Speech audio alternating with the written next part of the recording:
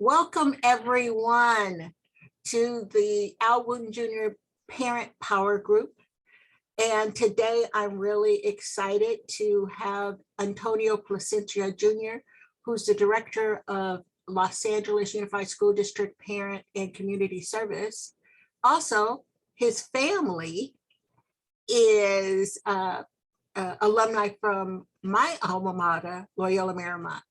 So before we get started, I'm going to do a little information regarding the Wooten Center. The Al Wooten Jr. Center is a nonprofit organized and founded by Myrtle Faye Rump in 1990 in honor of her son killed in a drive-by shooting. The center provides free after-school and summer programs for students in grades 3 to 12 in the South Los Angeles area. The Parent Power Group workshops are presented in partnership with the Green Foundation and other donors, which can be found at our website, www.wootencenter.org/donors. We meet Mondays. So far this month, which was Mental Health Month, we had one of our favorites, which is Keith Brown. He did fun ways to cope with stress. His presentation is on our YouTube channel. We have Antonio today, and on the 23rd, we'll have Wendy Gladley, founder, CEO of Forgiving for the Living and Making It Through the Tough Times. And then the last Monday of the month, I keep wanting it to be, is Memorial Day. So we'll take a break and then we'll start back in June. A bit of information about the Green Foundation. They have an amazing community outreach program with health education and early detection regarding cancer, breast health awareness. They have an annual conference, which just happened a couple of months ago, the Act Now conference. There is advocacy groups. They advocate for health equity and the reduction of tobacco-related health disparities among African Americans and folks of color.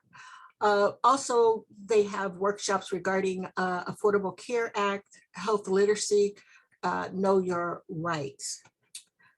COVID-19 is still going on.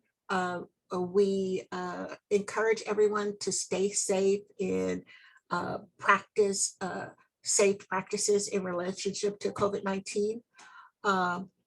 Also, if you know anyone that needs help in relationship to problems that they are having with COVID-19, feel free to take a picture of our QR code and also this screen, which can give you information on the Green Foundation, and they have been providing services throughout the pandemic. So at this time, I'll stop my sharing and turn it over to Antonio Plascencia Jr. Well, good afternoon, and my apologies. I was a little distracted here because I was taking care of my mom, and you know, you got to take care of your mom. You know, they are such a blessing, and you know, especially since my dad passed just a few years ago, you know, you got to pause everything, you know, to make her happy. You know, I think our parents, the reason why we're here, or even why I got involved in family engagement, is because I learned to see the role of my parents' role in my education by serving as their personal assistant and helping them understand and comprehend as immigrants what that journey in public education was like. So at a very early age, I became an advocate in ensuring that I was, you know, advocating for my parents' multilingual needs, health, housing, you name it. But what a blessing and a delight it is here to be. Thank you, Ms. Moore, for the invitation to see some familiar faces here this afternoon.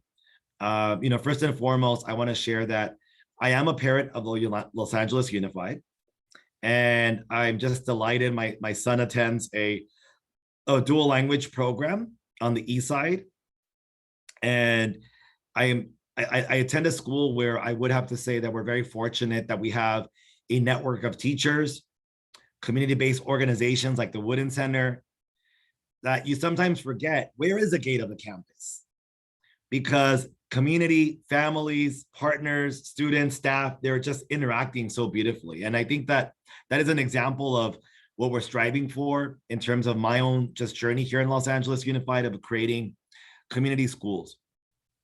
Today, I'm going to talk to you a little bit about the Office of Parent and Community Services, and specifically the role that we play in Los Angeles Unified, and what have been some of our priorities and strategies that we've been adopting with our family since we started this pandemic, and that journey of thinking about family engagement and empowerment and elevating it from a transactional experience to one where we're fostering empowered partnerships.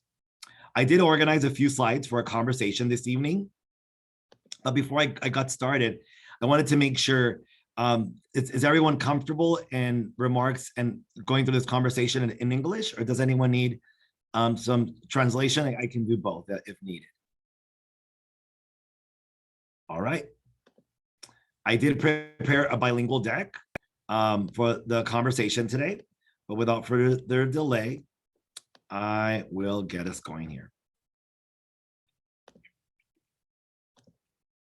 So when we started the pandemic in 2020, I was in my 5th month in my role as director in Parent and Community Services. And would have to say that when we started this journey, it was very evident at that point in time where we had to cancel programming in our office for a 2 to 3 week period in time, where we had to understand that business as usual was going to be changing quite radically. So immediately after that, we started to bring together our families and started to have a conversation about what our priorities would look like, especially as we were learning to engage on Zoom, understanding that the direct interface of schools was changing for families of how they interacted with our school system. And so I'll be talking to you a little bit about what that journey has looked like. For today, I wanted to offer you an overview of family engagement alignment and our core initiatives at Parent and Community Services through 2024, share some highlights and vision for our Family Academy, which has been a topic that our superintendent has been speaking to and getting some general thoughts and ideas from you directly around the Family Academy. And then also thinking about one of the components of the Family Academy is what is that course schedule for the year in webinar and hybrid formats that we want to offer beginning with the next fiscal year. For those of you that may know LA Unified or that may be getting acquainted with Los Angeles Unified, we are the 2nd largest school district in the country.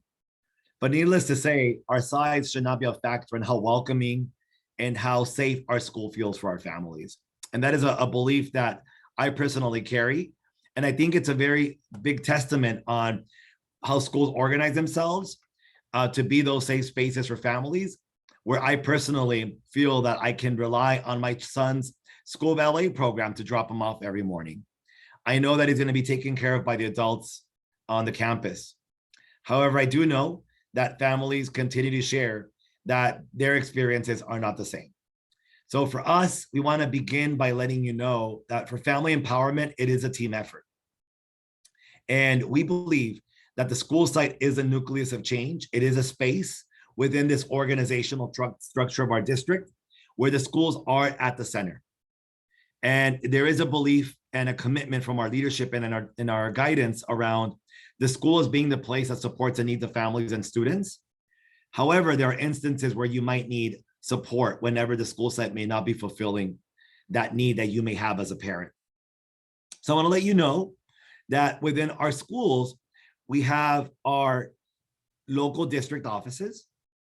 Our local district offices, there are 6 geographic regional offices called local district offices. And within these offices, we have our parent and community engagement teams. And so whenever the school site is not directly meeting your expectations and you've made those attempts to discuss and dialogue around what those might be at your school site, we always invite you to go to your local district office. And then within even that structure of support, we have our central district office at 333 South Beaudry. And that is another level of support. And for our families, we've established a family hotline that is available to support families with social, emotional, health, academic, enrichment, and other supports. And our phone number for the family hotline, you may have seen it within our documentation and materials, but it's 213-443-1300. And this is staffed by Los Angeles Unified personnel that we train to be generalists on multiple topics. And we partner with ITD, which is Information Technology Department, Division of Instruction, Student Health and Human Services, among other offices, including the Office of School Health, School Culture and Climate, and many others to offer direct support to families and direct you in the right direction. Parent Community Services, we're located on 1360 West Temple. And we, in a moment, you'll be able to see specifically how we support in the area of family engagement and empowerment. And we also feel that our community partners, such as you all here today, are critical partners in helping, really build that that student-centered, family-centered experience that we want to see in our neighborhood schools. I wanted to give you some of that context because none of us have infinite resources, and the impact and the support that we provide to families and schools collectively build that public school experience for our families and our students. So a little bit in greater detail about our Office of Parent and Community Services. We have a team that responds to emails at families@lausd.net.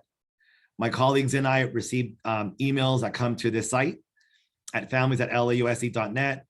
And we get involved from like school site concerns and needs to families requesting assistance with understanding the enrollment process. But some of the core functions that we support include the parent portal, which in the new year and with the superintendent's 100-day plan, will be evolving into an LAUSD mobile app.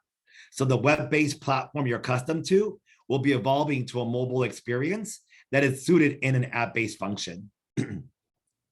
We also support with our offices of federal state education programs and multilingual, multicultural education, the functions and the responsibilities that is afforded to School Site Council and the English Learner Advisory Committees.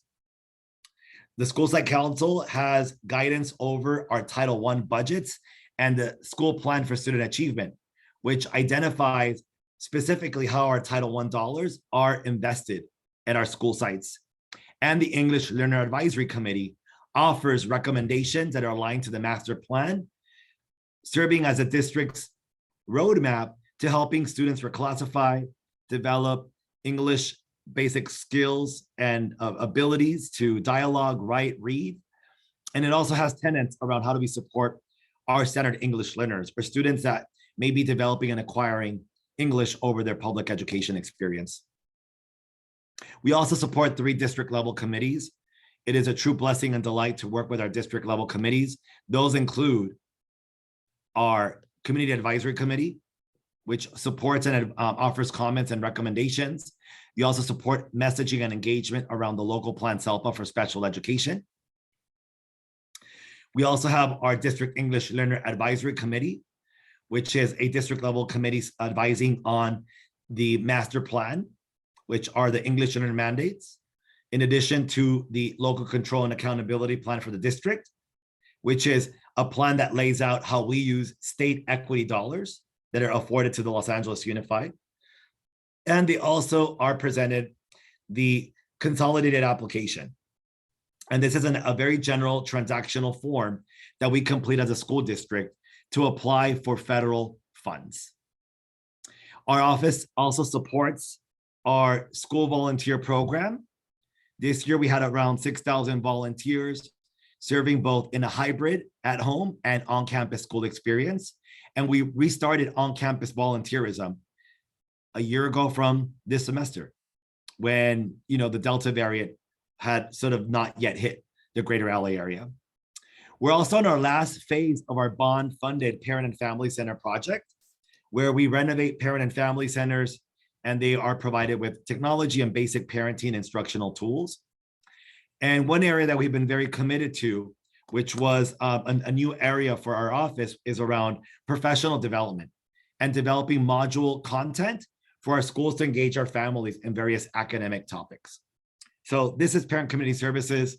Again, email us at families@lausd.net. So one thing that I've observed in my years of working in the area of family engagement, I would say that I've been studying the literature of this work since I was in high school and reading Chicano Black literature, LGBTQ literature in high school, which is around the family dynamics of what makes up family is very different and very unique to each household. And even as we think about how Los Angeles Unified has observed or spoken to family engagement and empowerment has evolved with the literature. Family engagement started in the 1960s with the approval of the Elementary and Secondary Education Act under President Johnson. And the conversation was organized around speaking to families, engaging or involving families, and really thinking about more social conversations. Nonetheless, over time, the literature and the study of family engagement has evolved toward two-way engagement and empowerment, which is around co-creating and co-leading with families. And this is a culture and a narrative that we were starting to discuss in our conversations with our families around how do we co-create, co-design, and co-convene items of engagement and learning for families, because we can't engage families if we're not asking them what they sort of see as their ideal space for learning and needs. And so we feel that this is essential within the three areas that we have been focused on that are rooted in the state and federal policy with the Elementary Secondary Education Act, Section 1116, which speaks to the responsibilities we have at a federal level for family engagement and empowerment. At the state level, we also have guiding policies and education code around family engagement, and that is all under what is called at the state level Indicator 3. And we really value the literature and the research of Dr. Karen Mapp, who is talking about culturally relevant family empowerment under the dual capacity framework. And she has a beautiful webpage that speaks to the relationship of developing family leaders and personnel to come together in building that positive partnership. And that is available under dualcapacity.org. And so within the literature, we discussed with our families in 2021, what would be sort of like our three areas that bring together our literature and the policy. The first stream of our work is under family voice, leadership, and advocacy.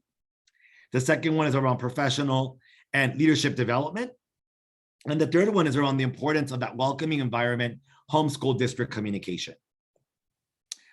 And so when we were talking to our families around how do we bring the district to present day literature and practice, we identified some core initiatives for parent community services that are aligned to our policy. The first one is around our continued investments on school site council training and English Learner Advisory Committee study groups. Thinking about our training and also the study groups, which is around how do we ensure that in addition to training that is oftentimes that might not be consistently afforded at school sites, how do we complement that at a district level? So every year we work with our local district offices and our district offices to offer training for school site council that speak to the general responsibilities of the school site council as well as the ELAC. In the pandemic, our families said, like Ms. Moore has spoken to in the work of the Wooden Center, how do we empower and activate family leaders to not only learn and engage, but to be ambassadors in their school communities? So this year, actually last year, we started our public health ambassadorship effort where we had over 500 families come to the table to say, we want to be influencers around vaccination in our communities. And that wonderful experience has led to a school site council and English Learner Advisory Committee, ambassadorship, a legislative learning group, public health, and we have also started to work with ambassadorship concepts within our work of our district level committees, one of them being focused on special education through the CAC. One that I'll speak to in greater detail about is Superintendent Carvalho's Family Academy, which one of the tenets that we're very excited about is that this will include a pathway through the Division of Adult and Career Education that will be offering 4 unique course experience for families. One, where English learner or multilingual families can complete an 8-week course experience. A second course for African American or Black families to talk about what is Black family, what does it mean to support our children and define empowerment within LA Unified. One for early literacy, and a 4th component for special needs. So these are created to help small cohorts of families go through an 8-week experience where they get to learn with families from their community to develop a village that grows beyond the school context. Our family said it was long overdue, and we're very happy to see it come to fruition with the superintendent's 100-day plan. School volunteer program, as I shared a moment ago, and we're also continuing our work around our Title I conferences and our local control and accountability plan study groups. Under professional learning and leadership development, in 2020 and 2021, we developed a professional development framework and rubric where our parent leaders developed language that would denote, and they identified the categories that were critical to developing strong, powerful partnerships with families and the home, and the elements. One of my favorite categories is one that the family's entitled, let's not talk about equity. Let's talk about equity and what it really means. And for us, it's about respecting diversity. So within one of the 5 areas of our rubric, one of the categories is around how do we respect diversity beyond Latino, Black History Month, Asian American, Pacific Islander, so that our children and families are experiencing culturally relevant pedagogy. And we've developed professional development, which we started to present at various pipeline leadership programs. In the future, we're going to be looking at what it would look like to create a family empowerment micro-credential. The concept of taking a credentialed course in a university setting, even in many of our schools of education, taking a family engagement course as a teacher, as a principal, universities are creating those courses and they're fairly new. We want to develop like a team-based experience where administrators, teachers, parent and family center personnel complete a course experience that is going to be offered between human resources and parent community services that help leaders understand that we need to move away from one way engaging at to engaging with and hosting with our families. We continue to support our parent and family center personnel who are a valuable component in our schools. Just thinking about the context of maybe some of you know someone in a parent and family center that has become like a legend in their communities. And I know many that serve in our parent centers. And this year, we're starting an important effort around developing a parent organization playbook and thinking about what it means to offer consultations to PTA, PTO, and booster clubs so that they're not confused and overwhelmed by the complexity that they sometimes may experience when they're simply trying to fundraise for our babies. Our third component is around homeschool district communication. And so within that work, we're evolving our parent portal, as I shared a moment ago, from a web-based platform into an LA unified mobile app. I'm really excited to sort of share that there will be some upgrades to the LAUSD app, such as one of them that I know families are really looking forward to is just like when you do ride sharing service, you'll be able to see as the bus is coming to pick up your little one if they are in a specialized program that provides transportation. You'll be able to see social media like posts from your school. For those of you that use like social media messaging tools like Class Dojo and others, we will house that within the new LAUSD mobile app. In addition to giving our parent portal a glossier, more modernized experience and view. We're going to be continuing to host our newsletter, which we make available to our district level committee members. And we're going to be talking to our schools around how do we go beyond the Blackboard text messages and flyering to more personalized means and actions to engage families who we are not seeing engaging in our school or virtually. So those are the 3 pathways that we have been working on in our office. Before I get into just some thoughts and ideas on the Family Academy, I believe that there are some questions here that I can take on now, Ms. Moore, or I can do it at the end. What do you think, Ms. Moore? I want to be respectful of the audience. Whatever you're most comfortable with.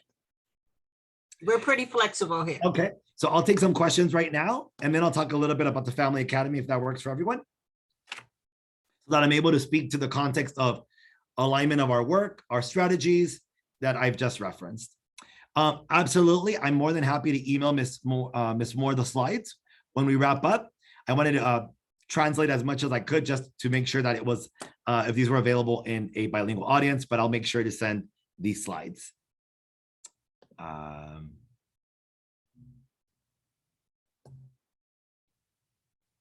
Great question. There was a question around family engagement.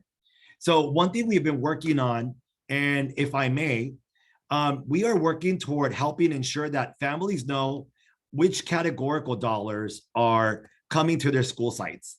Plus or minus $6 million plus or minus are come to our schools, and the amount in family engagement, which is that 1% that is mandated by the federal law. And I believe LA Unified of our categorical Title I dollars sets aside about 1.3% of our funds. But one thing we've been working toward is helping our families know and see where they can get their school sites budget in real time. So this is a school directory. It's schooldirectory.lausd.net. If you type in LaSalle here, you'll be able to see LaSalle Elementary pop up as an example. You can type in Hawkins, San Fernando, Hamilton, Dorsey, Roosevelt. And when you go to the school, you'll be able to find all the information, the team that supervises and monitors your school, which is, your community of school. You can see the school name. You can see the website, who your board member is, if you have a concern or you want to give your school an affirmation. And when you go down to school budget reports, you'll see a school allocation summary. You click on the summary. Can you all see the PDF that's popping up here? You'll be able to see general fund dollars that are automatically allocated to your campus. The state funds, what we call TSP, or local control and accountability, local control and accountability fund dollars. These are state dollars that are provided for English learner, foster, and families that are free and reduced price meals. So you're able to see which line items they cover. You also see ELO engagement. For those of you that might be new to this terminology, we received funds from the state, one-time funds, to help us with learning and recovery followed due to the pandemic. We set aside $18 million for family engagement and organize those dollars to go directly to schools. So you'll see here that LaSalle this year received $21,000 in these one-time funds specifically for family engagement. You can use them to buy upgrade parent center technology, contracts for workshops and training, PD overtime for targeted outreach or any supports for families. And you can also use it to purchase instructional materials. You're able to see their Title I allocation for their intervention dollars. This is a higher number. And then you're able to see $3,000 for Title I family engagement. One of the reasons why we wanted to place these dollars in a sheet here is because we want to continue advocating for greater family engagement funds. The expanded learning opportunity, $18 million that we set aside, gave LaSalle $21,000. Prior to that, LaSalle only received $3,000 for family engagement. And as you know, $3,000 does not go a long way. However, we now have a benchmark that we want to ask of our district leadership to say, when these dollars go away because they're one time, how do we ensure that we don't go back to pre-pandemic dates where you only had $3,000? All that to say that in this upcoming new budget year, LaSalle will have $24,000 for family engagement alone. That is historic, family. That has never happened, and I'm very grateful to our leadership because these dollars were pulled out for all LA Unified schools. If you visit Dorsey, if you visit San Pedro, Banning, if you visit Orthopedic, Magnet, you'll see that we have historic dollars in family engagement. So please engage with your school, talk to your leaders and say, how are we going to use this historic and very unique opportunity to invest in family engagement, but to also ask LA Unified to sustain this level of engagement for dollars. I wanted to give you some of that context there. I also see a question about, great question about Black families. So this year, you are going to see that BSAP is going to be part of LCAP and our plan for LCFF. Our families, my colleagues and I have been advocating since 2016 to see Black families to be a target investment and a goal within our local control and accountability plan. And this year we learned from our superintendent's conversations that he's having with families that BSAP will be one of the integrated components within LCAP, targeting specifically the work of developing and sustaining the work of BSAP moving forward. So all of that is essentially organized because we wanted the dollars to go directly. Out of the $18 million from Ms. Beckles' question, $18 million went to school sites for those ELO. We told the school board that we needed additional resources because families needed mental health support and other items to compensate and help families understand social emotional health standards. So we asked from the ESSER 3 allocation, which are federal dollars, we got $6.7 million. And I believe that $6.3 million were sent to school sites again. Because we really believe, and I believe, that they'll have the greatest impact at our school sites. So whenever you go to your school leaders, ask them, what are we doing with our ESSER $3 allocation, which we have 2 years to spend? What are we doing with our ELO, expanded learning opportunity dollars? We just finished, this is year 1. Those dollars are to be spent by next year. And so for us, it was a commitment, again, that we knew that our communities were hardest hit, closest to schools, and we wanted to ensure that those dollars were closest to school sites. And so these are one-time funds that can be spent over a 2-year period of time. So ELO was released for the 2021-22 school year, and they'll be available for 22-23 as well. ELO, the $6.3 million, I'm sorry, ESSER 3, I'm sorry, $6.3 million will be released next year for 22-23, and they'll be available again for 23-24. So I share this with you, family, because I don't want, ideally, I think we've learned a lot from the pandemic, and we've known, I give you the example of LaSalle. It's our high SENI. It's one of our communities that has a high population of Black families, English learner families, right? And my dream is that we sustain a dollar amount beyond Title I for family engagement alone.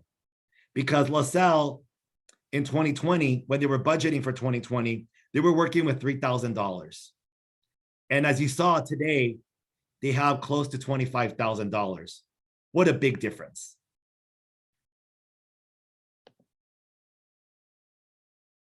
So great question. How are families being guided to learn about those dollars? Our schools this year, our superintendent allowed us to include an expectation that all schools need to fulfill, which is to have a budget consultation with the community at large. All of our schools are to have a dialogue with families and the community at large around what did we learn from our needs and assets assessment, which is how we measure through surveys, focus groups, meetings with families, personnel, and students, how it is that we are going to be investing our dollars. We also want them to speak about what the data narrative looks like. What are data trends looking like for student subgroup populations? And the third item, which is how are we investing our budget, and what are the thoughts and the input and the consultation we generate from our families? This is the first year that all schools were required to offer that consultation, because the days of, sorry, I only reviewed Title I with SSE. Our superintendent has been very committed to telling schools, your targeted student population plan, your school plan for student achievement is not a compliance document. It's your roadmap and your strategic plan for equity. Get comfortable sharing the story. Get comfortable being able to see the impact that your plans have on school sites. And who's monitoring that schools are doing this? A few levels. Our local district parent and community engagement teams at the local district level review the content. And then your public servant here, I also review that these conversations are happening. We look at inviting principals to upload the evidence in what's called the principal portal. And we follow the data and uploads. It's a sound system. My background is very unique. My background is in public policy. And so I enjoy playing with Excel documents. I enjoy following the data trends. And that is one piece that we lead to help our local districts with, to ensure that the district's vision of transparency is moving forward. And who holds a district accountable? Great question. There is an external group. Every other year, we go through federal program monitoring. And federal program monitoring, they review that we're essentially fulfilling the core mission of the law and the spirit of the law for many elements of reviewing formation of school site council, ELAC, our Title I responsibilities. And so these are items that they look at as well. The county, LACO, is also monitoring that these items are in place. And we, every year, have to produce a summary, and we have constant check-ins with LACO, who is our oversight entity at Los Angeles Unified. We also have an independent office of the Inspector General, and they also facilitate independent reviews for the work of our implementation, specifically our schools fulfilling the core spirit of the law. So I'll continue on. I see another one here. Right on. So there have been conversations about an African American Advisory Committee.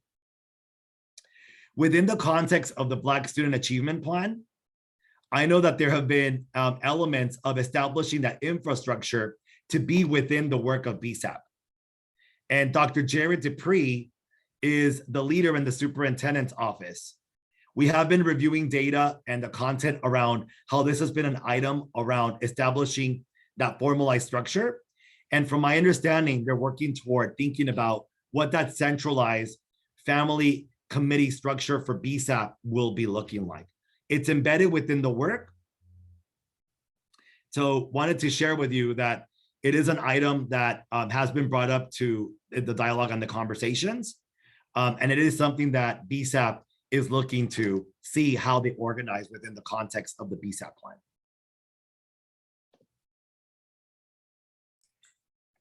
Families, remember to sign in your name and your zip code. And Ms. Beckles, could you say more about external groups report? Are you talking about the Inspector General? If yeah, the Inspector General. So I'm asking for the reports that you named. I didn't get them down because you said them so quickly. Oh, I'm sorry.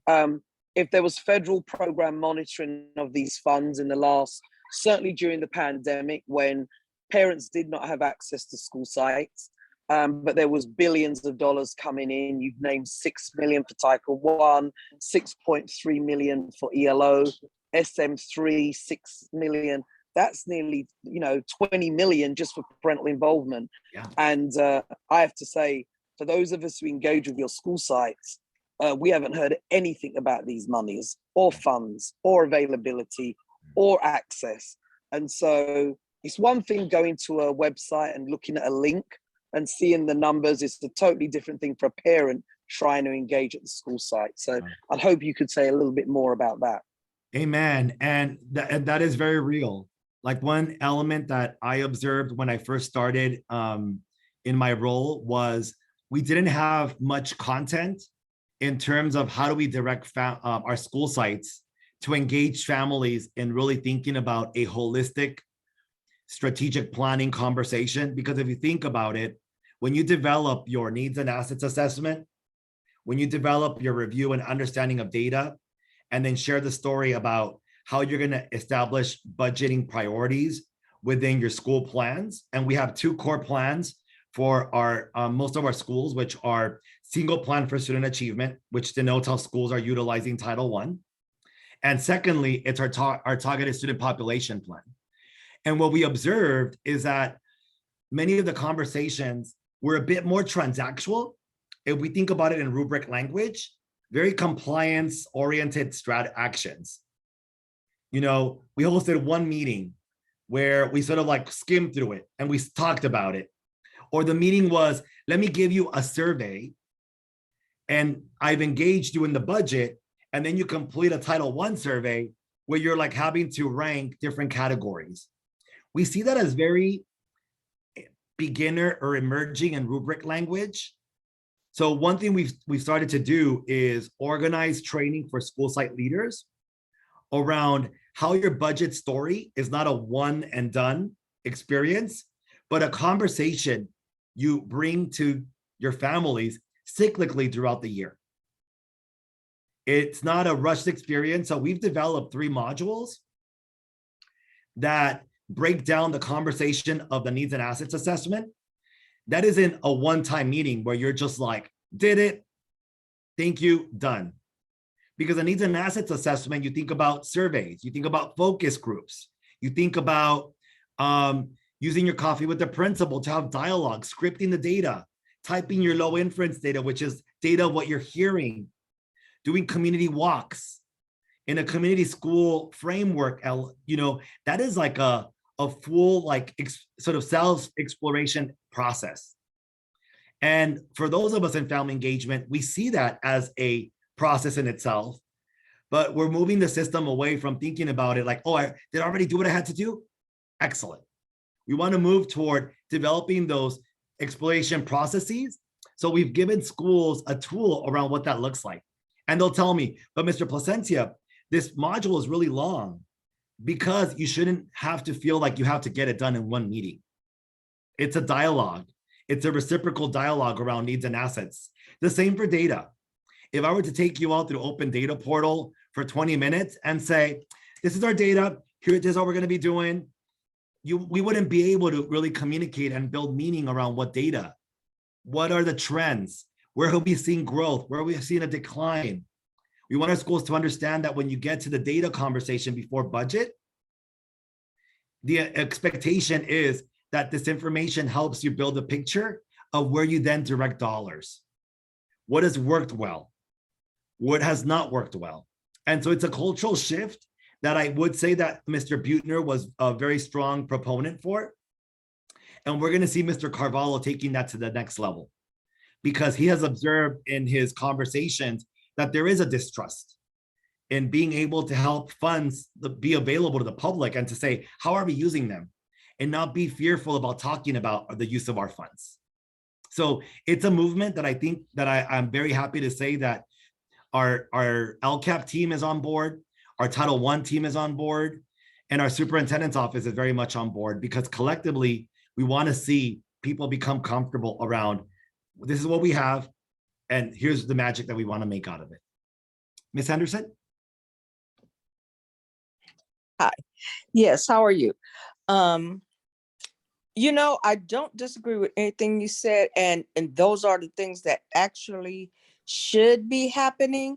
And, you know, as a longtime parent, I know that because I was in schools where, you know, principals really did come, you know, like my school, because I was one of those involved parent. But I'm just sorry to say that at a lot of these schools, that it's not happening. And that's why I'm so, stressed on the accountability piece and making sure that these things are happening at the schools, because, all we keep hearing as parents is that the principals come with the budgets already done. They don't come, with saying, okay, here's what we've got, let's work on where we should put, which they should. And, if parents don't understand, that's the other piece, training at the school sites. Parents, not just school site members, but parents don't get any training around that. So they don't know. So it's left up to the principal to make all the decisions, and therefore the parents don't even know they have parent involvement monies at their school, because a lot of this information is not, it's not getting to them. And I'm just, concerned, and always have been, about who is making sure that these things are happening. I know it's a lot of schools, but we have different positions all the time. There have to be people that go around to these schools or whatever to make sure that these conversations and these trainings for parents exist. That's what our parent centers is for. That's what our parent reps are for, and there's a disconnect somewhere, because when it comes to parent engagement, it's really not happening. Like you said, there's checks and balances, compliance, they check off, but really it's not, it's not really happening, in the parent world where we're from. And I have seen some school site administrators, and I have seen instances where that is the case.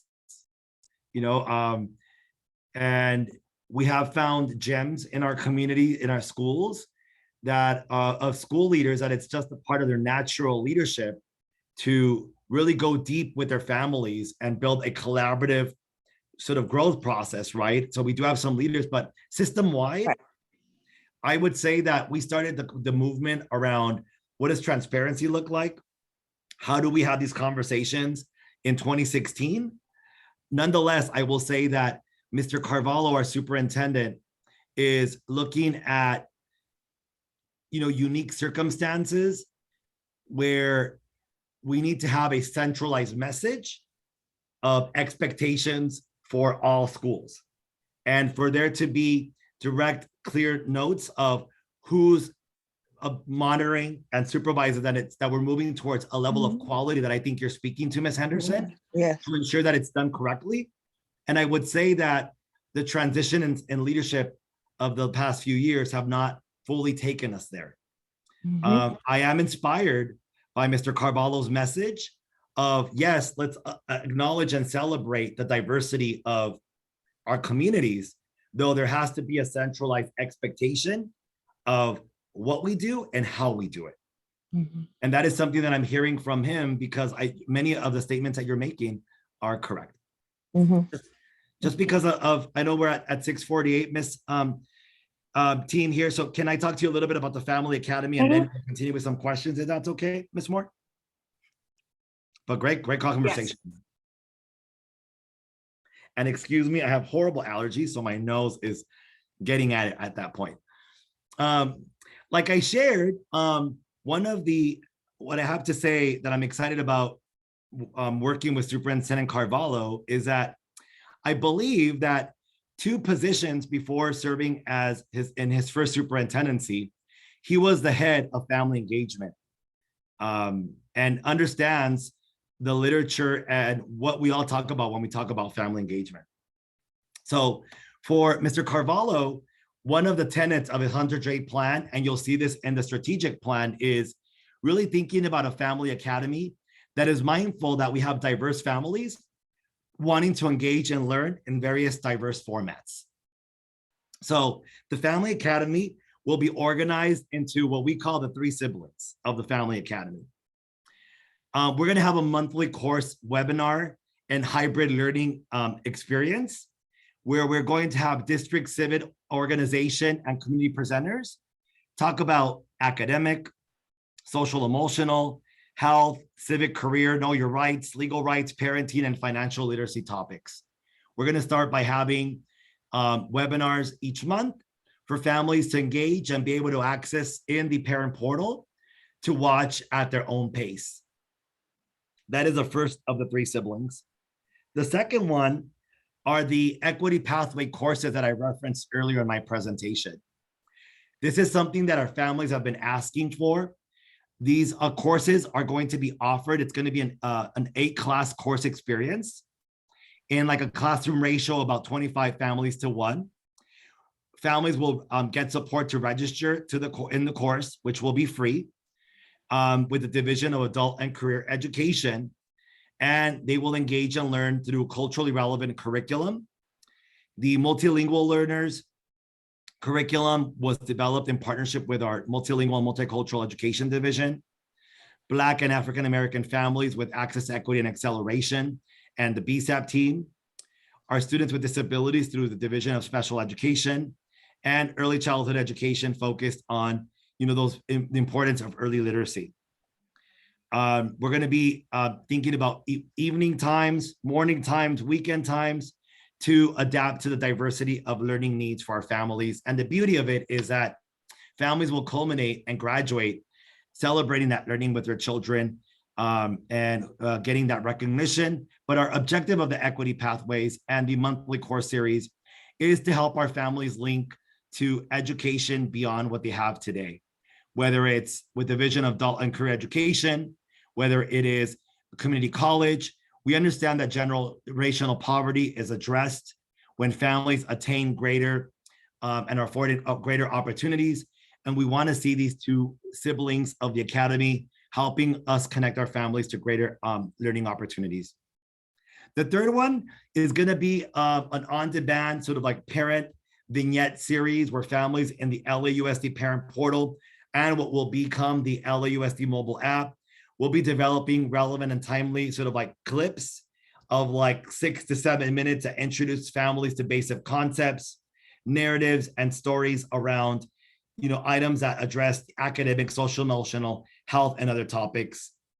And our objective is to have these within the parent portal. And so as you think about the monthly course experience, what I wanted to ask of you is, we're going to be looking at basic community-based partners, civic institutions, government, and also divisions within LA Unified to identify various webinars and hybrid learning experiences for our families. And we wanted to ask you, what are some topics that you may have experienced that are not very strong or present within the context of our engagement of families?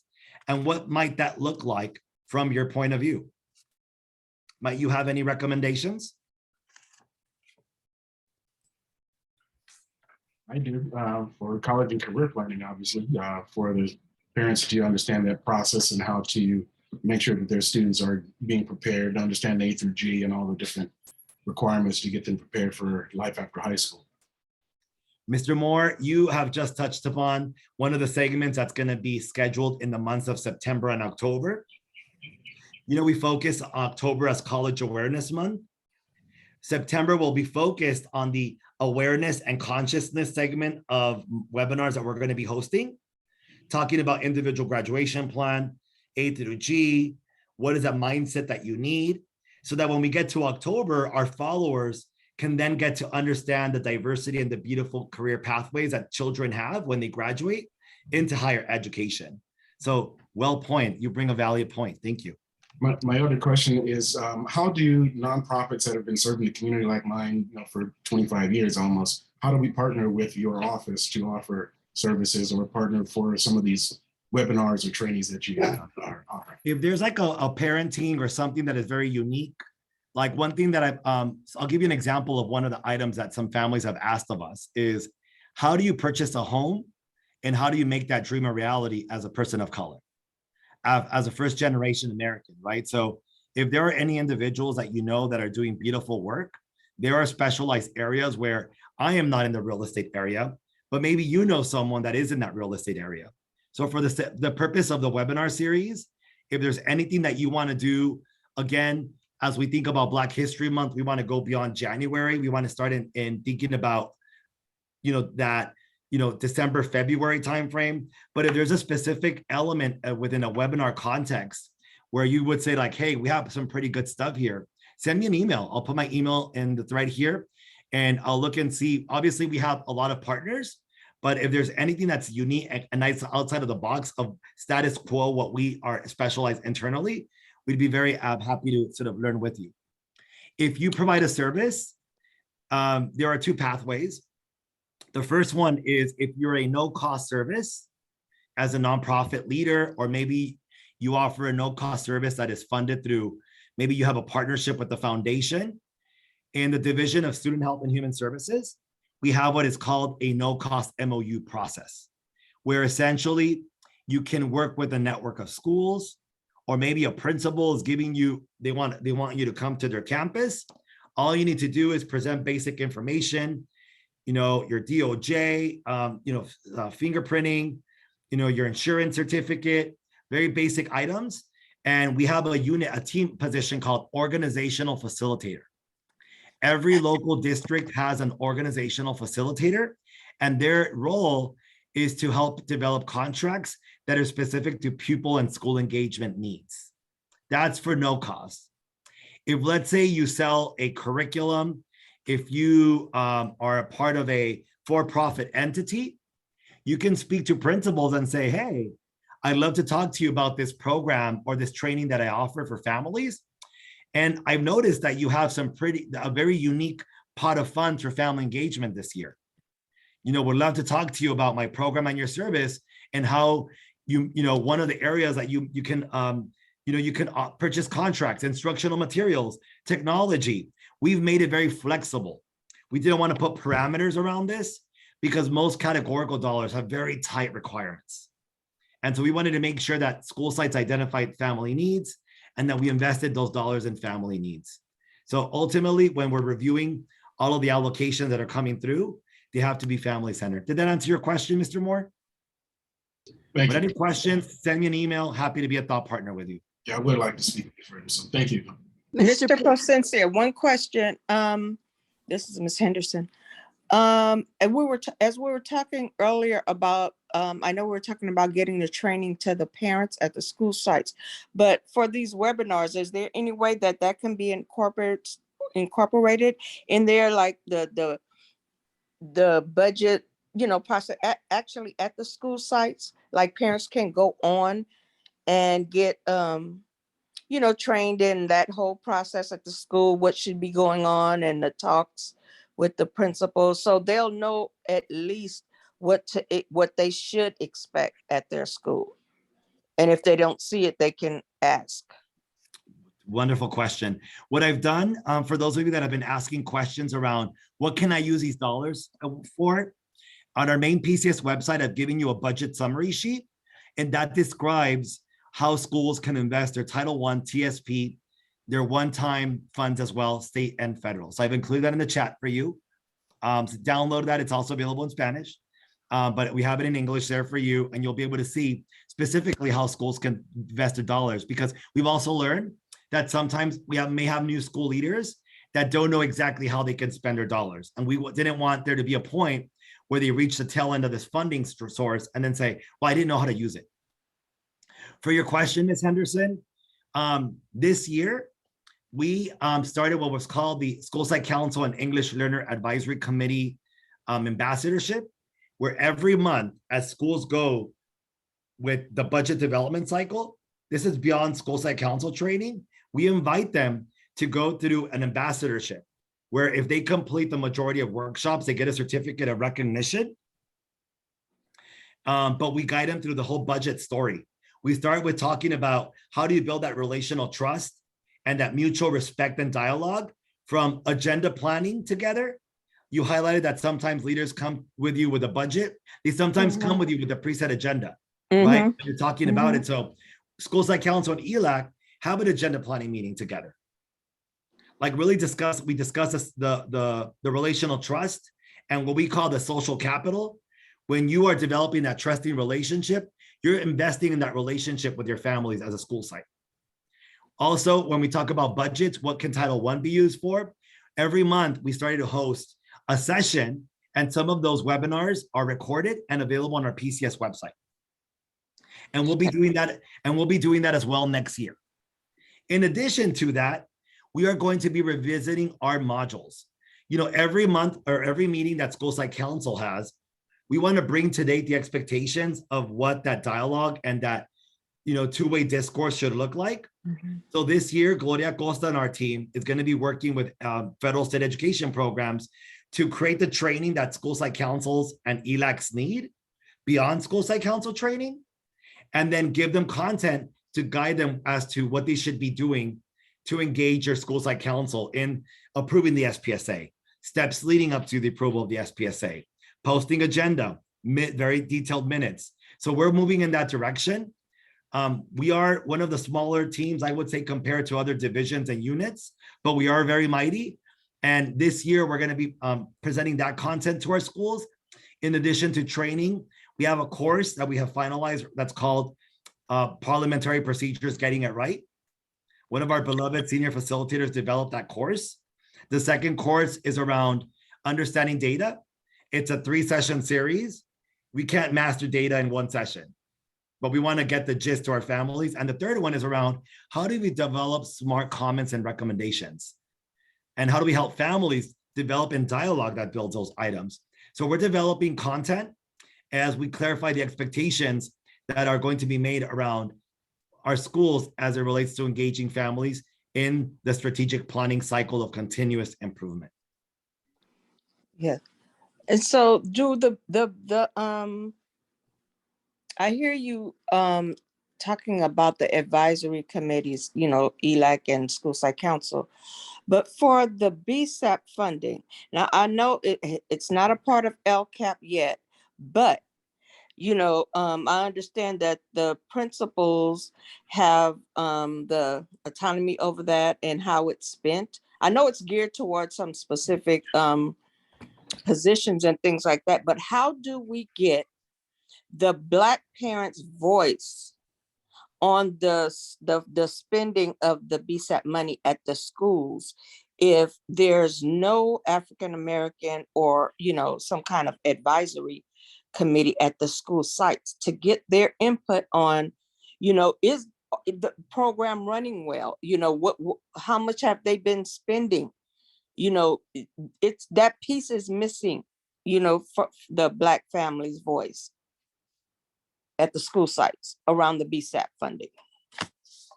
That is an area that I'll have to get back to you, and I can get a response from our BSAP colleagues. I know that year one was focused on establishing the programs, assessing the needs of BSAT schools. Like one example that I learned about is that based on year one implementation, they're going to be looking at greater centralized assessments, periodic assessments to monitor math and ELA proficiency for Black students.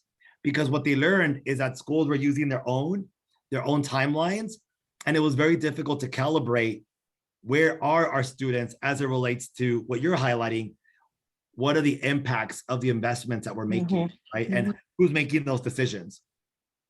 The question around how do we, like, what is a format for families to offer thoughtful consultation around the use of those dollars? That is an area that I know that Dr. Dupree and his team are working on, but I'll make sure to get a clear response from Ms. Moore on that one, and bring that to you.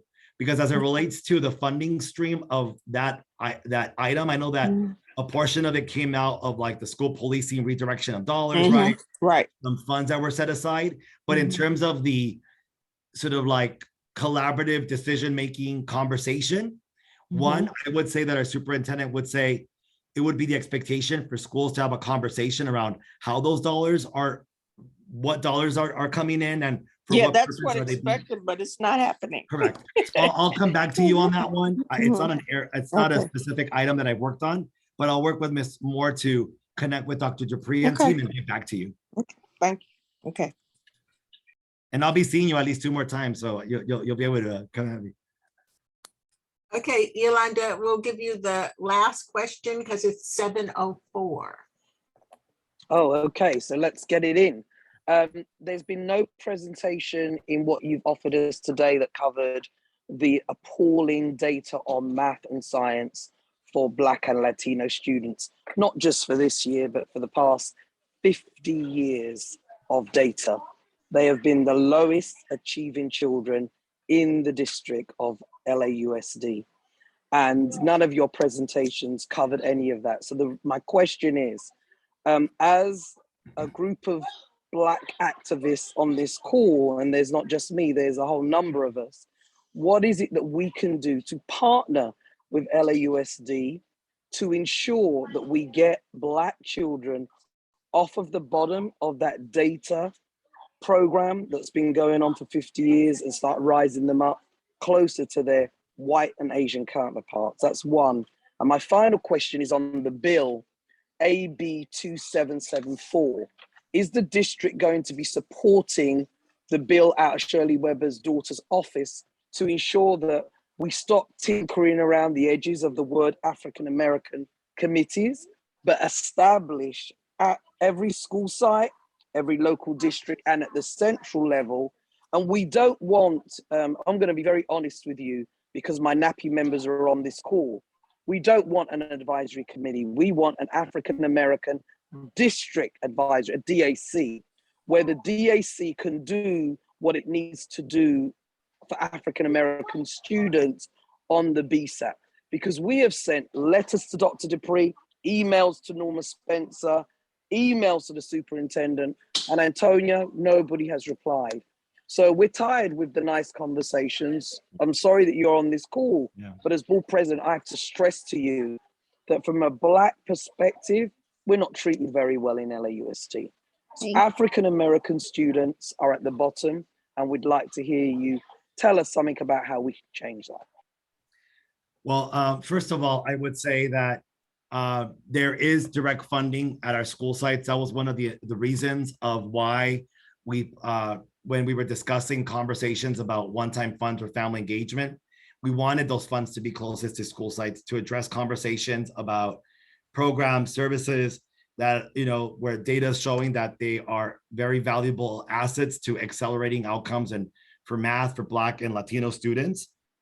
So definitely would say that the no-cost MOU process, and then the process of having conversations for our traditional procurement contracting purposes, that is one element. The second thing that we're going to be doing this summer is that we've developed at LA Unified, have not developed a clear message to families that our learning in our school system is guided by learning standards. So when we think about the benchmark skills and concepts that our children are to develop in the area of Common Core, whether it be ELA and math, if you were to ask our families, what do these elements within Common Core have? So one thing we've started to do in our office is that we're developing a module resource library that we're going to make available to our school sites. And one of those includes establishing a Common Core standards-based course experience that our families can experience at their school sites. We're going to pilot that curriculum in the month of July, where we're going to be looking at data to discuss a sense of urgency around that, but really promote literacy in the month of July while families are off, to talk about the importance of understanding those transition points. K2 is very important for families to be ready to take the CASP, which is the California assessment that is completed by third graders. And third grade is a first year where our children test. So we're going to be focusing on those K2 skills. We're also going to be focusing on those 6-8 skills in ELA, because those are foundational to that transition to high school. In the month of August, the Family Academy is going to include a learning experience around mathematics. And specifically, again, K2, in developing those foundational math skills. I have a second grader at LA Unified, and we're getting to the fractions. We're getting to the very difficult, higher level math beyond the basic counting and summation, right? Elements and subtraction and word problems. And now that we're getting into heavier word problems, you start to see the loss of confidence. So really talking about the importance of building confidence in mathematics in those transitions and what that means for children of color. And we'll be focusing on the transition of 6-8 as well in that journey. And that is an item that we're going to be offering to our families within the academy. The other piece is that in a webinar context, I would say we're going to be helping families to really discuss that. But if as it relates to how schools are discovering numeracy, algebraic, and arithmetic-based skills that are being developed by students, if you are a nonprofit entity, what I would have to say is that when we talk about math programs that are culturally relevant, there aren't many in the market. right? There aren't many that are being serviced in our school communities. So there's a few partnerships. There's a partnership matching fund. If you are sort of like a nonprofit entity that does have curriculum, we have what's called a partnership matching fund. And if one of our sending schools says, I'd love to bring you in, but I don't have enough, if you are in a partnership matching fund partner, if this, whatever the school pays, the matching fund will match you 1-to-1. So that is the real deal. Right now, BSAP and AEA have helped us to develop the curriculum around the Family Academy Black Family Pathway. And we're looking forward to working with them to talk about math, to talk about, especially math, because when children reach algebra, and if they're intimidated by algebra, some of you know this more, well, because you're in the field, but that is the point where a child will say, I'm not gonna get on that college track. That's it. They might be artists, they might be poets, they might do spoken word, but we cannot allow for that gateway course to be the factor. So I would say we are learning and we're developing in that area. But we do hope to see a system that has greater content, and we're moving in that direction. One of the areas at PCS was to develop curated content. And we're a year in. We have the Family Academy that, you know, took some time to develop like that curriculum, but we are excited to learn and to support efforts. If you'd like me to connect, if you know anyone that offers this, let me know. And Miss Nancy Ceballos, who's in our partnership office. We do. Okay, wonderful. Yeah, so Ms. Ceballos is the one that's leading that effort around. Can you put her email in the chat for me? Of course. Actually, if you remind me, I put my email in the chat.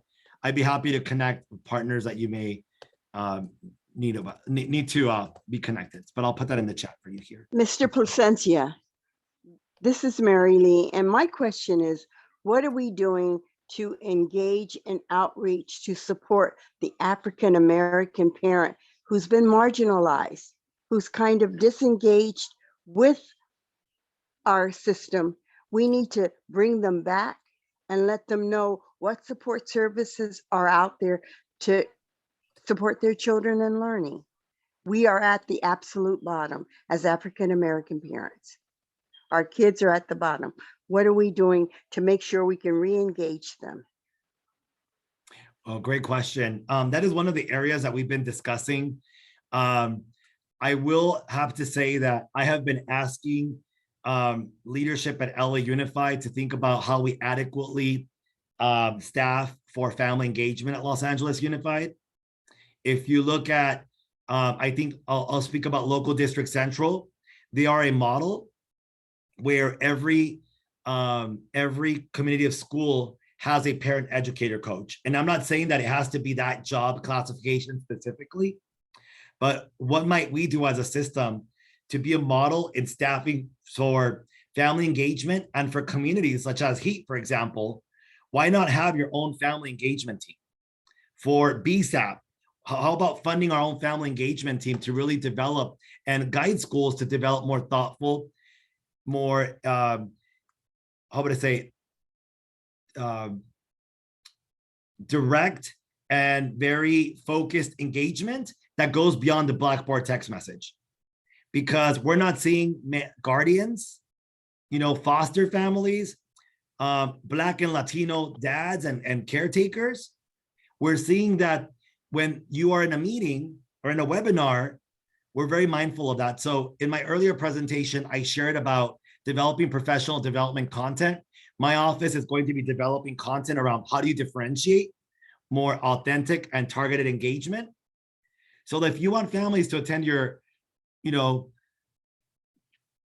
math and literacy nights, and you're seeing that certain families are not engaging, what might we do to ensure that those families are brought in, or that we think about engagement to go the other way toward the home? The other piece that I want to share with you is that the LAUSD app will have a parent-specific QR code. And one thing we're going to be doing with that QR code is the datafication of family participation and engagement. We're going to be talking to see what it looks like when families come to events to scan families in, because that's going to paint a picture of which families are engaging in our schools and which are not.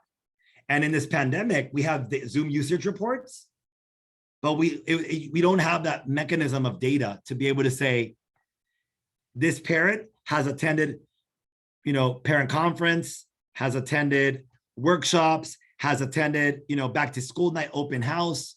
We have no mechanism right now to show data that says these families, these communities are not feeling welcome and respected.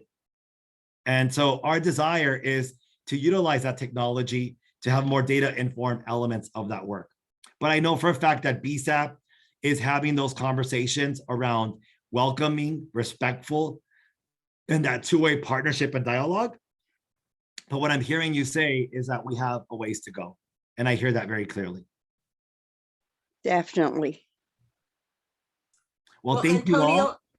I definitely appreciate you being here. And before you go, I want to express my sense of appreciation for the programs that you initiated through the pandemic. For example, the Health Ambassador Program was amazing. The Legislative Learning Program that increased participation, I think there was probably 20 people. And then once it went online, there was like, you had to get a bigger platform because folks couldn't get in. So that has definitely been I think, benchmark for other groups, definitely looking at BSAP. I think some elements of BSAP should be under the family and parent engagement for accountability purposes.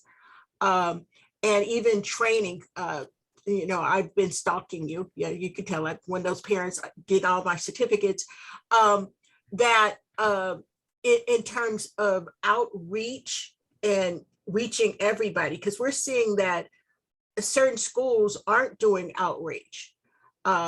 Whereas with some of the programs that you're doing, everybody knows about it. And, when we get it, we pass it on to each other and other folks so that they can be part of it.